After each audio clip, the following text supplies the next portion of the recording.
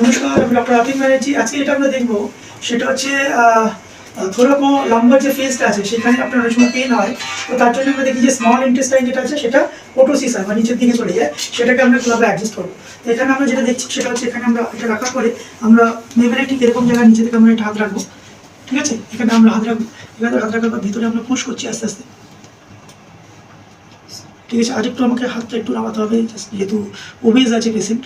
তাহলে এখানে আমরা হাত রাখলাম, আমরা অলরেডি স্মল ইন্টেস্টাইনে পেয়ে গেলাম। তাহলে এখান থেকে আমরা কী করবো, আস্তে আস্তে আস্তে আস্তে আপলিট করবো, এটাকে আপলিট করবো, করে স্ট্রেচ করবো, জাস্ট হোল্ড ইট। ঠিক আছে, এইভাবে আমরা কী করতে পারি, ভিজুয়াল অস্টিওপ্যাথি করতে পারি ফর স্মল ইন্টেস্টাইন। হ্যাঁ, এটা ফর পোটোসিস অফ দ্য আপনার ইন্টেস্টাইন যেটা নেমে গেছে সেই জন্য আমরা এটাকে করতে পারি, যাতে আপনার থোরাকো লাম্বার ফেস যেটা আছে সেখানে যেটা আপনার T12 থেকে L1 এর মাঝখানে যদি কোনো পেন থাকে সেটা আপনার রিলিজ হয়ে যাবে। Okay, thank you to see this video.